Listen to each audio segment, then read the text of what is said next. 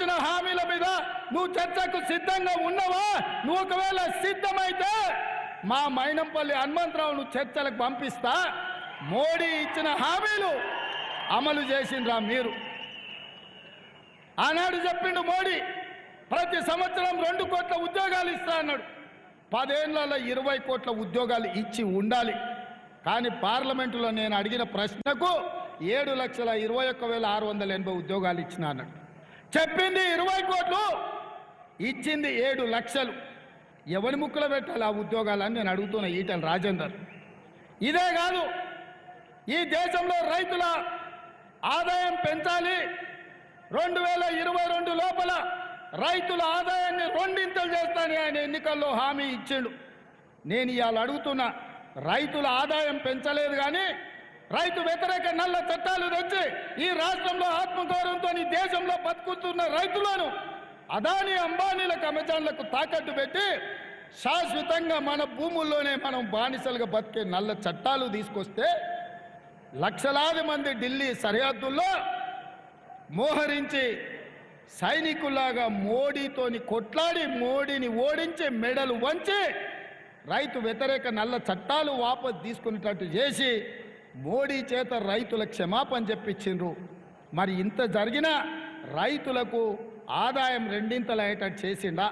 అంతెందుకు, పార్లమెంటులోనే మాట ఇచ్చిండు, రైతు పండించిన పంటకు కనీసం మద్దతు ధర ఇచ్చి కొంటామని. ఇవాళ రైతు సంఘాలన్నీ, రైతు కూలీల సంఘాలన్నీ నరేంద్ర మోడీని ప్రశ్నిస్తున్నాయి. భారతీయ జనతా పార్టీ ప్రభుత్వం చట్టబద్ధత కల్పించి కనీసం మద్దతు ధర చట్టాన్ని చేయమని, రైతులు పండించిన పంటను కొనడానికి కూడా కనీసం మద్దతు ధర స్వామినాథన్ కమిషన్ ఇచ్చిన రిపోర్ట్లను అమలు చేయడానికి సిద్ధంగా లేరు. ఈ రైతులను దోకా చేసింది నరేంద్ర మోడీ కాదా? అలాంటి నరేంద్ర మోడీ తరఫున ఈటెల రాజేందర్ ఎట్లా ఎన్నికల్లో ఓట్లు అడుగుతాడని నేను రాజేందర్ గారిని నేను అడుగుతున్నా. ఇదే కాదు, రాజకీయ నాయకుల అవినీతితో స్విస్ బ్యాంకులో లక్షల కోట్ల రూపాయలు అక్కడ దాచిపెట్టుకున్నారు.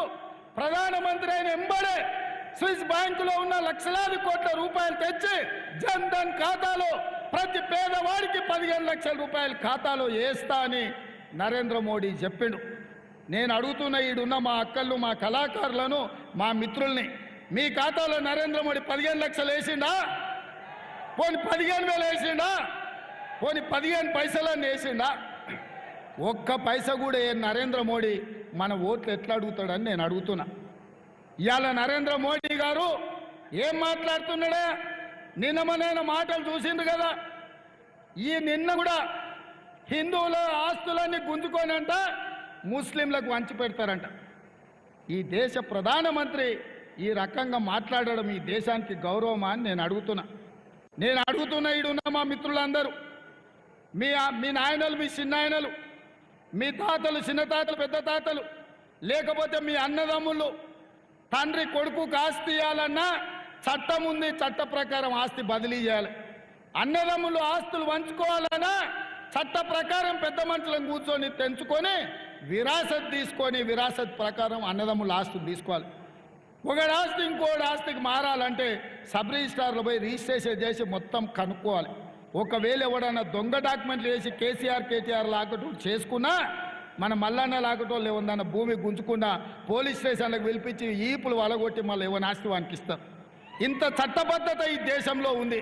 మరి ఎట్లా హిందువుల ఆస్తులు గుంజుకొని ముస్లింలకు వంచి పెడతారని ఈ దేశ ప్రధానమంత్రి అంటాడు. డాక్టర్ బాబాసాహెబ్ అంబేద్కర్ రచించిన రాజ్యాంగం మీద ఒట్టేసి ప్రధానమంత్రి బాధ్యత తీసుకున్న నరేంద్ర మోడీ నీకు ఇది తగునా? ఎన్నికల్లో నెగ్గడం కోసం ఇంత నీచమైన రాజకీయాలు చేస్తావా? మతాల మధ్యలో చిచ్చుపెట్టి, ప్రాంతాల మధ్యలో చిచ్చుపెట్టి, భాషల మధ్యలో చిచ్చుపెట్టి ఈ దేశాన్ని సర్వనాశనం చేసి భారతీయ జనతా పార్టీ గెలవాలంటుంటే కమ్యూనిస్టునని చెప్పుకునే ఈటెల రాజేందర్ ఎక్కడ తలకాయ పెట్టుకుంటావని నేను అడుగుతున్నా. మీ నాయకుడు, ఈ దేశానికి ప్రధానమంత్రిగా ఉన్న నరేంద్ర మోడీ ఇంత నీచంగా మాట్లాడుతుంటే ఇంకా భారతీయ జనతా పార్టీకి ఓట్లేమని నువ్వు ఎట్లా అడుగుతావు ఈటెల రాజేందర్ అని నేను అడగదలుచుకున్నా. ఇవాళ మిత్రులారా మీరు ఆలోచన చేయండి. ఇవాళ ఈ వేదిక మీద ఇక్కడ ఉన్నోళ్ళు వేలాది మంది శివుడి భక్తులు ఉన్నారు. కీసర్లో మనం శివరాత్రికి పెద్ద ఎత్తున దర్శనం చేసుకుంటాం. యాదగిరిగుట్ట లక్ష్మీ నరసింహస్వామి భక్తులు ఉన్నారు. గుట్టకు పోయి మనం ముక్కు తీర్చుకుంటాం, పిల్లలకు తల వెంట్రుకలు ఇచ్చొస్తాం.